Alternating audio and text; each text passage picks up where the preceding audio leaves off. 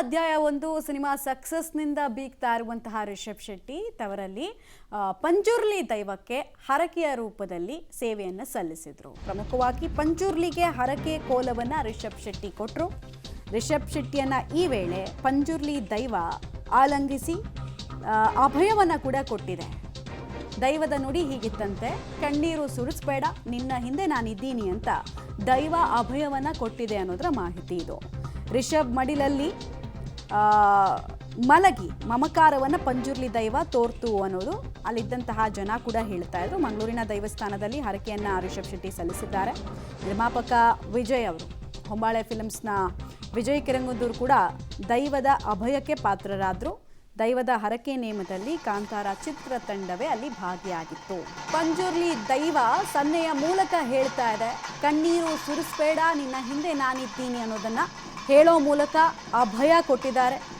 ದೈವದ ಕೆಲಸಗಳನ್ನು ಅಂದರೆ ದೈವ ಹಾಗೂ ಸಿನಿಮಾ ಜಗತ್ತಿನಲ್ಲಿ ನಿನ್ನ ಹಿಂದೆ ನಾನು ಇರ್ತೀನಿ ಅನ್ನೋದು ಅರ್ಥ.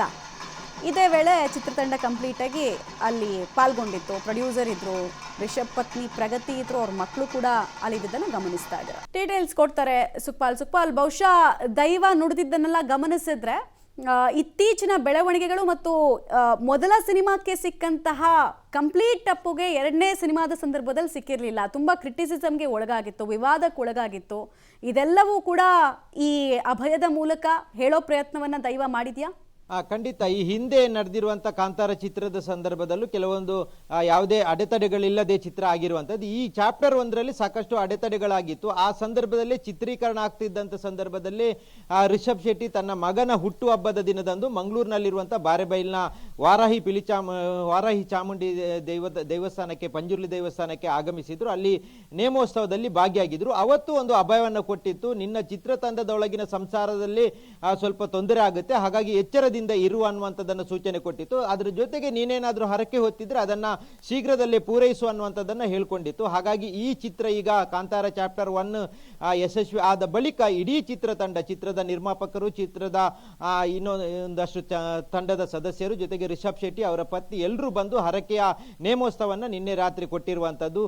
ಅದರಲ್ಲಿ ಅಲ್ಲಿನ ಪಂಜುರ್ಲಿ ದೈವ ಕೆಲವೊಂದು ಅಭಯವನ್ನು ಕೊಟ್ಟಿದೆ, ನೀನು ಯಾವುದೇ ಕಾರಣಕ್ಕೂ ಕಣ್ಣೀರು ಇಡಬೇಡ, ನಿನ್ನ ಹಿಂದೆ ನಾನು ಇದ್ದೇನೆ ಅನ್ನುವಂಥದ್ದನ್ನು ಹೇಳ್ಕೊಂಡಿರುವಂಥದ್ದು. ಅಂದ್ರೆ ಈ ಚಿತ್ರದಲ್ಲಿ ಬಂದಂತ ಸಂದರ್ಭದಲ್ಲೂ ಸಾಕಷ್ಟು ವಿರೋಧಗಳು ವ್ಯಕ್ತ ಆಗಿತ್ತು. ತುಳುನಾಡಿನ ದೈವಾರಾಧನೆಯನ್ನ ಅವಹೇಳನ ಮಾಡ್ತಾರೆ ಅನ್ನುವಂಥದ್ದು. ಆದ್ರೆ ಪಂಜುರ್ಲಿ ದೈವ ಆ ಸಂದರ್ಭದಲ್ಲಿ ಈಗ ಹೇಳಿರುವಂಥದ್ದು, ನೀನು ಯಾವುದೇ ರೀತಿಯಾದಂಥ ಕಣ್ಣೀರನ್ನು ಸುರಿಸಬೇಡ, ಮುಂದೆ ನಿನ್ನ ಜೊತೆ ನಾನು ಇದ್ದೇನೆ ಅನ್ನುವಂಥದ್ದನ್ನು ಹೇಳ್ಕೊಂಡಿತ್ತು. ಹಾಗಾಗಿ ತನ್ನ ಸೇವೆಯನ್ನ ಸಂಪೂರ್ಣವಾಗಿ ಕೊಡುವ ಮೂಲಕ ಇವತ್ತು ರಿಷಬ್ ಶೆಟ್ಟಿ ಜೊತೆಗೆ ಇಡೀ ತಂಡ ಇವತ್ತು ಇಡೀ ನೇಮೋತ್ಸವದಲ್ಲಿ ಭಾಗಿಯಾಗಿತ್ತು. ಹಾಗಾಗಿ ಈ ಒಂದು ಕೋಲ ಸೇವೆ ಏನಿತ್ತು ಅದು ಸಂಪನ್ನಗೊಂಡಿದೆ ಅನ್ನುವಂಥದ್ದು ಈಗ ತಿಳಿದಿರುವಂಥ ವಿಚಾರ. ಮಮತಾ, ಧನ್ಯವಾದ ಸುಕ್ಪಾಲ್ ತಮ್ಮ ಮಾಹಿತಿಗಾಗಿ.